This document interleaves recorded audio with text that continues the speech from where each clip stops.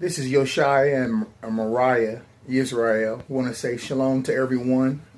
We wanted to get together with you all and share with you all our experience that we had dealing with the death of Mariah's sister. Israel is getting older, and so we're going to start to have people in belief are going to become of great age, and then they're going to die. So we want to kind of help you all understand the process of having to bury a loved one in belief. And so we'll just go ahead and go from here. We've got a lot to share with you. We're going to try to keep this short, but at the same time, we want to provide you enough information to be able to go off of. You want to go ahead? Well, like Yoshia was saying, Israel is getting older. But not only is Israel getting older, but unfortunately, Israel is getting sicker. And with the increase in violence going on, Israel is dying at different ages and in different ways. So what we decided to do with my sister was, many of you know and many of you helped out, and we appreciate it, with getting her down here to be closer to us as a family. And so with the time that she was here with us, she got to a point in her sickness that she was not able to fight it anymore, and so she passed away about a month or so ago. So Yoshai and I had talked about it, and we wanted to do things according to the ancient ways, the customs of our ancestors, of our people, which many of you know.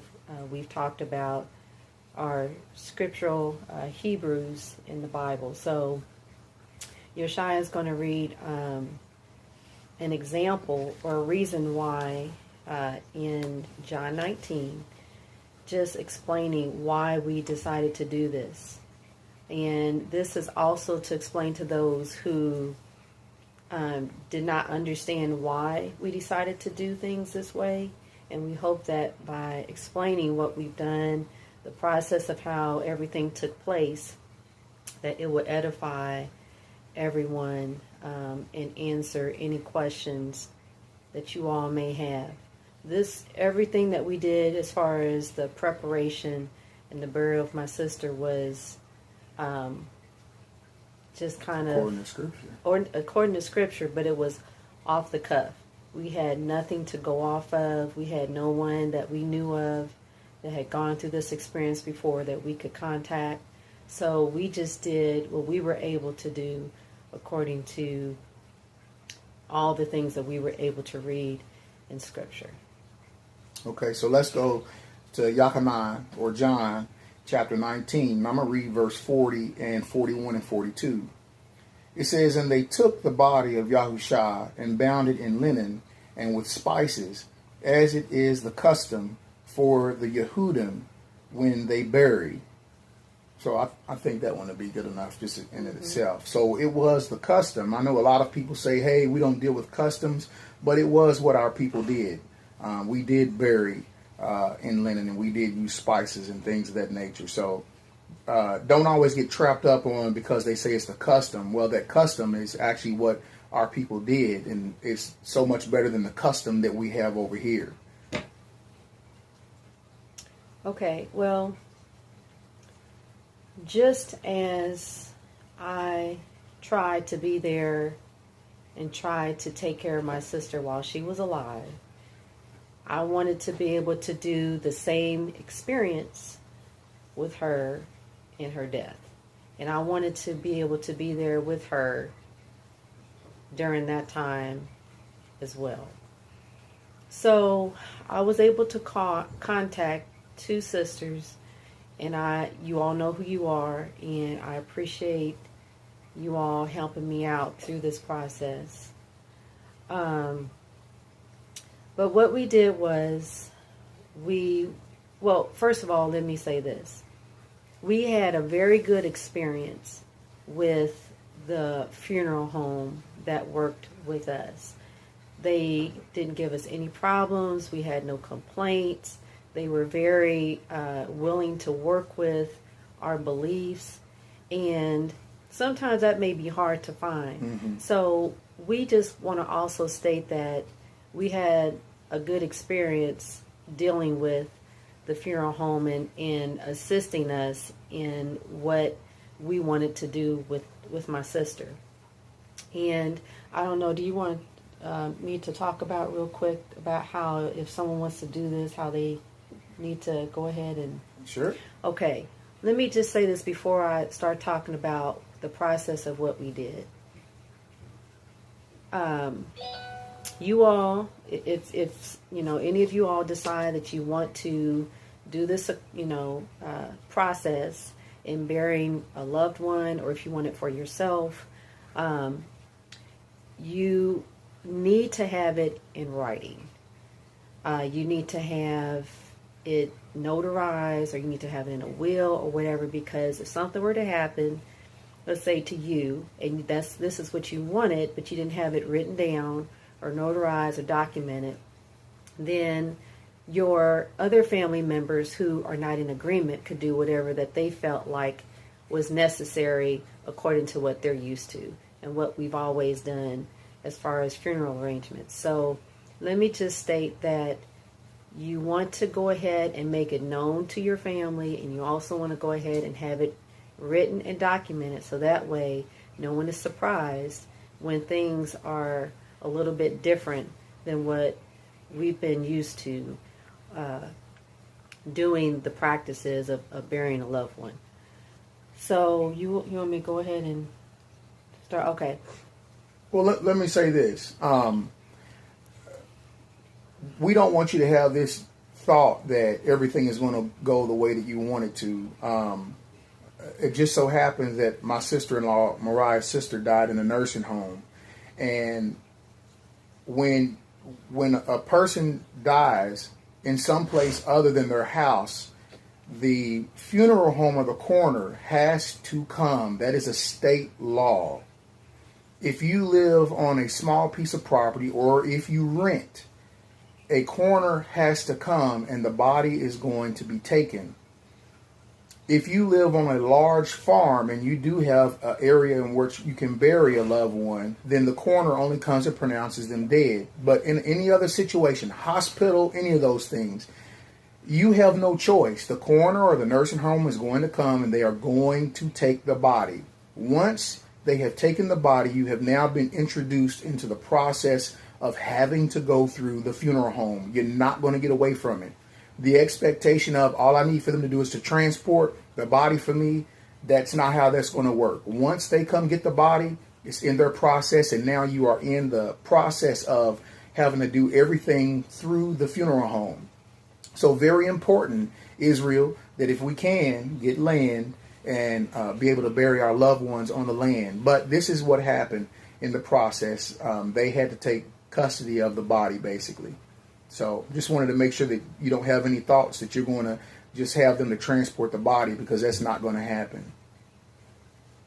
Okay, so I'll make this short, and then if you all have any questions, you're more than welcome to post your questions. I'll try to answer them as best as I can. I may not have all the answers, so you all may have to do your own research on your own. But basically, once the body of my sister was at the funeral home, can you read about Lazarus real quick? You only, or once a person passes away, you're only going to have 2-3 days max At the most. to put them in the ground. 2 to 3 days. That means that there may be family members that are not going to be able to make it, friends that are not going to be able to come because it's a short notice. But this is a reason why the process had to be done very quickly. And Yoshai is going to read the scripture real quick about Lazarus. Okay, Yachanan chapter 11, verse 21. And Martha had said to Yahushua, Master, if only you had been here, my brother would have not died. But even now I know that however much you ask of Elohim, he will give to you. And Yahushua said to her, Your brother will arise. Martha said to him, I know that he will rise in the resurrection on the last day. And Yahushua said to her, I am the resurrection and the life.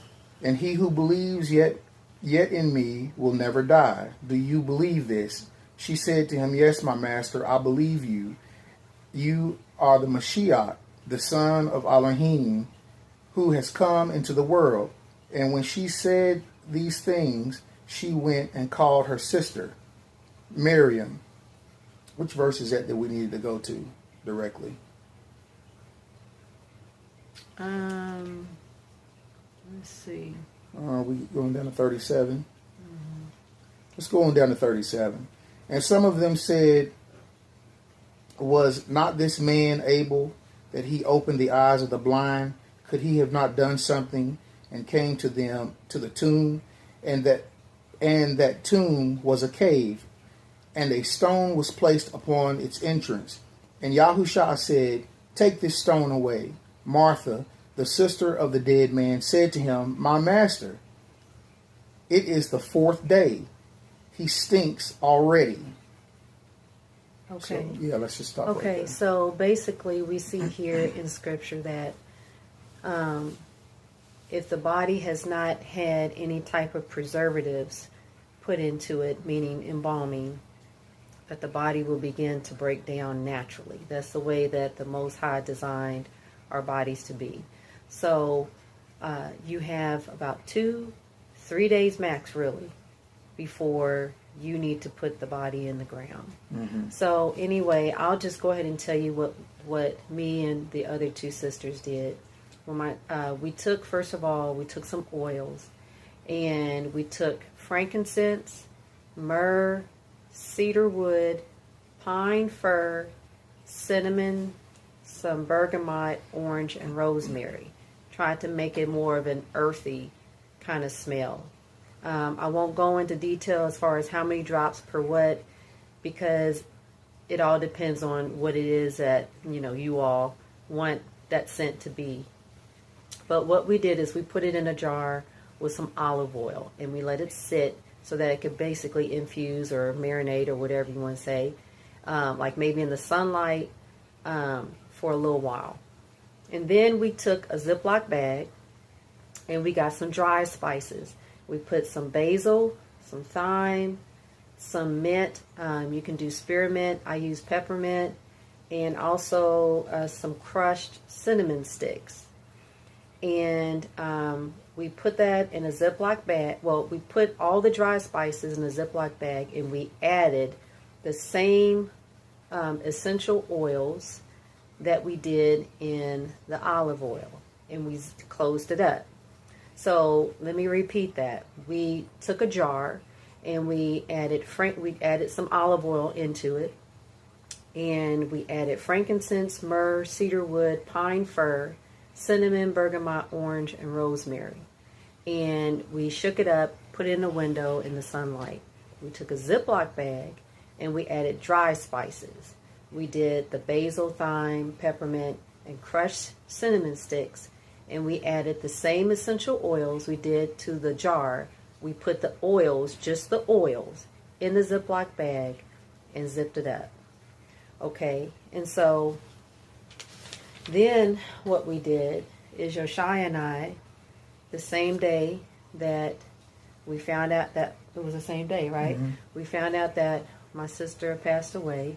We went and we purchased some 100% linen.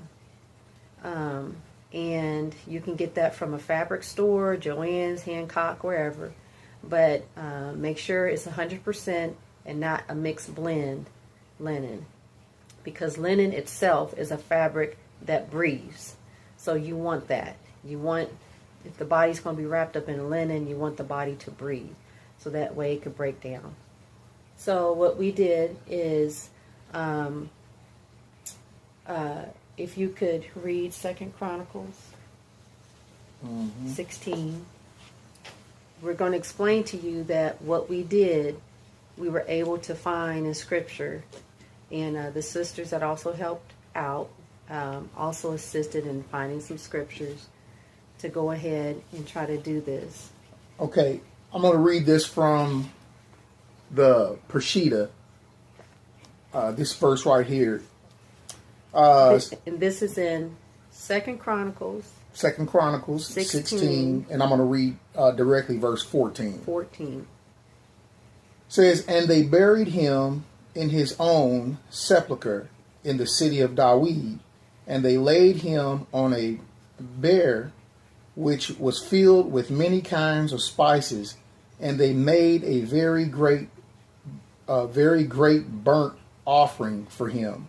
Now, in some of the other translations, other than the Peshitta, like the King James, it'll say that they did a great burning. It almost makes it sound like he was cremated, but that's not what it was saying. If you go to the Peshitta, it's saying that they did a very great burning. And at the beginning of it, it says, "And they buried him in his own sepulcher." So they did not burn him. And this is where people get the cremation from, but that's not what they did. They burnt incense. Okay. All right. So what we did was we had 2 pieces of linen. And I want to say we may have purchased 15 yards. 15 yards? Mm-hmm. About 12 to 15. Quite a bit. A lot of yards because you're going to do some wrapping. Hey, Mom. Hey, son, Hey. go back to bed. Mommy and Daddy are reading. Go on. Okay, come here. Come here. Be quiet. Y'all Okay. pardon us. We have children that are now getting up. You have to be quiet, okay? Okay, so what we did was we laid the linen, part of the linen, Sit up in the chair over there. flat on the table. And we took the spices, the dry spices that were in the Ziploc bag that had the essential oils on it. We took it and we covered as much as we were able to the bottom on top of the linen. The body wasn't on it, just the linen. So we poured the spices, we kind of just spread it out over the linen. And then what we did was we placed the body on top of the linen, or on top of the spices. And so then what we did was we began to spray. We took the oil that was in with the essential oil that was poured into the olive oil in the jar. We poured it into like a spray bottle. And we were able to spray the body and just rub it down so that you want to go ahead and put the oils on the body so that it could be a sweet fragrance. And so we poured the oil, or we sprayed the body down. And then let's see, what we did was, if you can read John chapter 20 in verse 7 and 8. And this is what the next process that we did right after the body was sprayed down with the oil that had the fragrance to it. Okay. John chapter 20, verse 7. And this is talking about Yahushua's death, like how they prepared him. Mm-hmm. "And the burial cloth, that which had been wrapped around his head, not with the linen, but being folded and placed aside in a certain place. Then that disciple who arrived at the tomb first also entered and saw and believed."